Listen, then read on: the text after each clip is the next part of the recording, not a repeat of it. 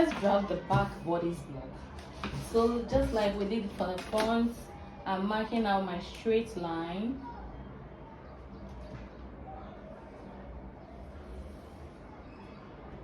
This is my straight line. So first things first, we input our shoulder measurements and then input our shoulder slope. My shoulder measurements in the front, my shoulder measurement is 8 inches. So I do 8 inches. We know that. So you go through the first video. Shoulder slope of 1 inch, and then my neck width of 3 inches, and then my neck depth of 1 inch. Yeah, 1 inch. Sorry, 1 inch. So this is it. We've done all this in the front tutorial, so I don't want to really go deep. You watch the front and then you take back. So now I want to connect my neck width to my shoulder depth, to my shoulder slope. Sorry. Now we have our neck, our shoulder slope. Now we input our armhole line, and then from the front we know our formula to be base divided by 6 plus 1.5. So here we had 8 in the previous video, so this is 8. We take it here, we get 9, then we bring it back here and then measure 9. So it's simply your to get the straight line, it's simply your bust measurements, your bust divided by 6 plus 1.5 plus your shoulder slope will give you the straight line, this very straight line. So we labeled here to be armhole line. Now the next thing we need to do is to input our shoulder measurements on the armhole line, and then this is it. We had 8, so this I'll connect it with a short dash this way. I don't want to start from here, this way.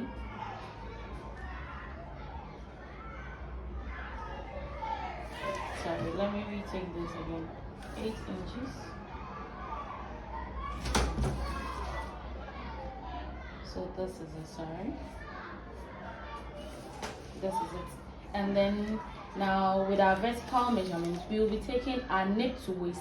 The neck to waist is 15 inches. The shoulder to waist for the front is 17, but the neck to waist is 15 inches. So I'm doing 15 inches here, and then 15 inches. Yeah. Then I'll connect this with a straight line this way, and then I have my neck to waist for the back. So this is my neck to waist. Now the next thing I need to do is input my armhole line, and then take my bust measurements and then my waist measurements. So with the front, if you remember, we did 2 inches upward from the armhole line, but with the back you would take from the shoulder slope to the waist and to the armhole line and divide that into 2. You get a midpoint. So the midpoint you mark out. On the midpoint you move inward by half an inch. You move inward by half an inch, and this is it. So just like we did, you connect from here with a straight line, and then you connect this also with your curve. You know how to place your curve to give you something good. So this is it. So now the next thing, I want to draw my back neckline. I want to draw my back neckline, and then I have this.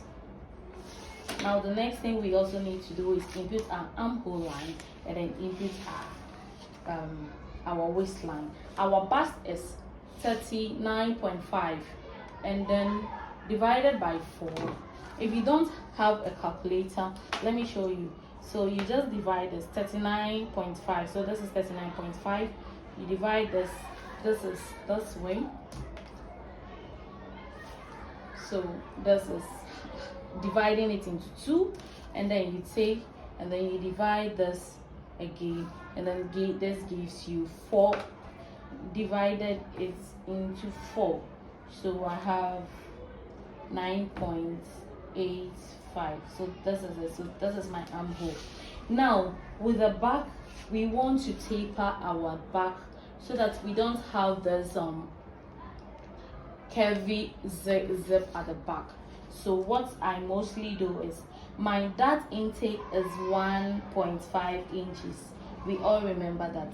So I will take half, which is the 0.5, here at the center back, this way. Okay, I will take the half, and then it will be left with 1 inches. I hope you understand it.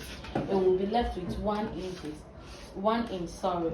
So on this tapering, I would now impute my waist measurement, which is 8 inches, and then I will add my 1 inch dart intake here. Let me take this again. Our dart intake was 1.5 inches for the front. So now this is what I want to do. You will take the half, the 0.5, which is 0.5, and then taper it at the back this way, and then you'll be left with 1 inch. So the 1 inch, you will take your waist measurement, and then you add your 1 inch to it this way. So you would have something like this. I hope that is clear.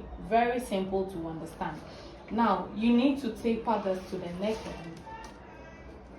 So from here, you would measure where you have your neck depth. You will measure 3 inches this way, and then you will connect from this. You would connect from 0 to your 0.5 inches.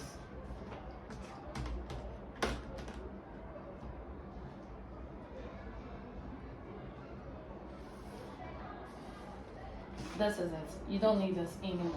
So that is it. This is a sway back method that makes you avoid a bulge zip at the center back. So now we have this. The next thing we need to do is impute our bust band. So for the front, my bust band is 8. My bust band is 8 inches. We divided this into 2, and we had 4. So what we did is just impute our 4 inches here. That is fine. But this one, I want to add 0.5 to the 4, so making it 4.5. Reasons being that when I give it a 4-inch direct, it gets too close to the center back, the zip line. So I want it to go away a bit from the center line. So our bust band is 4 inches. I'll add 0.5, making it 4.5 this way, and then I would measure 4.5 also this way, and then I will connect from here to here this way, and then I would move up by 1.5 inches and then connect, and that is where my dart will end. So 1.5 inches above your armhole line, that is where your dart starts. And then now I will divide my my dart intake, which is 1 inch now, into 2, giving me half, and then I would mark half. So when you mark, you get your 1 inch, and then I'll connect to this point this way, and then that way.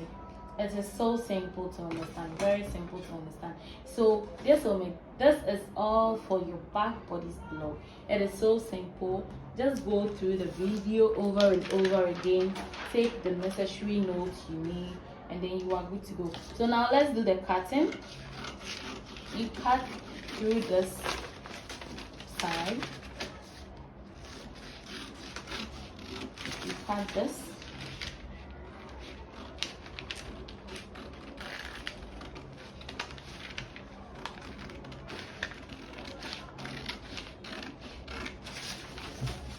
then you cut your neckline,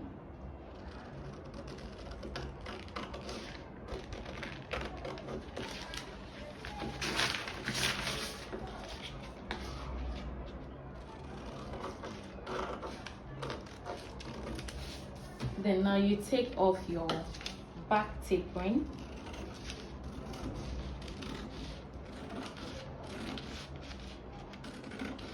you take off your back tapering this way, and then voila, this is your back bodice block. So with the back, you cut 2, you add your zip allowances here, 1-inch zip allowance here, and then with the front, this will be on fold. So thanks for watching. This is Vogue Empire.